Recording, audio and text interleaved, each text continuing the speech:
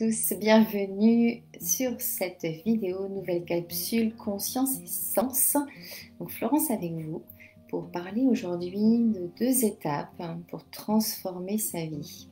Donc cette vidéo est plus particulièrement pour les personnes qui ne sont pas bien dans leur vie aujourd'hui, qui voilà, ne s'y retrouvent pas, n'ont pas l'épanouissement qu'elles voudraient.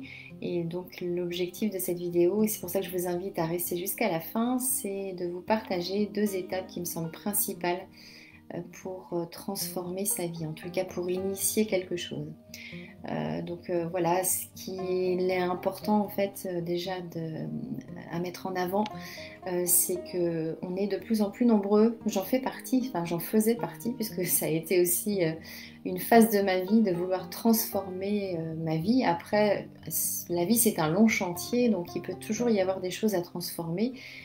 L'idée c'est toujours d'avoir en tête ce qui nous plaît, ce qui nous fait du bien, de connaître vraiment nos besoins profonds pour pouvoir toujours s'adapter du mieux possible.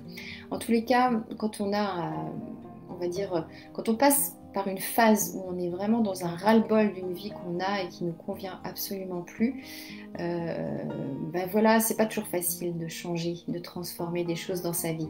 J'en suis bien consciente puisque je l'ai vécu et les personnes que j'accompagne sont souvent dans cette problématique. C'est qu'elles savent ce qu'elles veulent plus, mais par contre elles savent pas comment faire pour pouvoir mettre en place des choses qui vont leur convenir.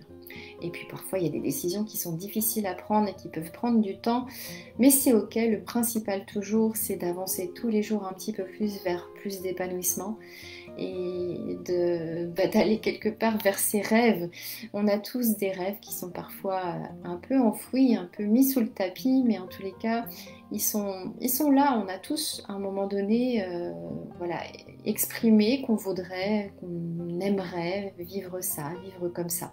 Et ces envies qui sont des envies qui souvent restent présentes. C'est pas un caprice, c'est pas quelque chose d'éphémère, c'est vraiment des envies profondes qui font que on avance dans notre vie, mais sans oublier cette envie parce qu'elle est tellement forte qu'elle revient sans arrêt.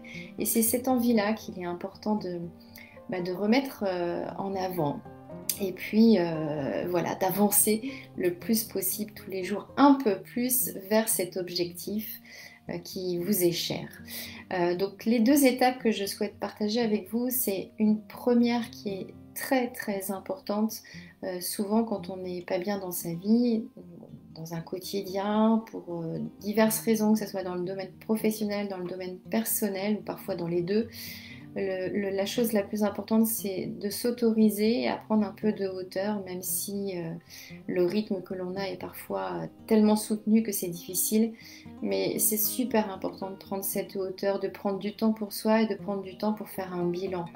Un bilan de ce qui ne nous plaît plus, de ce qui nous plaît encore, de ce qu'on ne veut plus, de ce qu'on voudrait, de se reconnecter à ses rêves, de créer de l'espace quelque part, parce que tant qu'on a la tête dans le guidon, c'est très difficile d'y voir clair sur ce qu'on veut.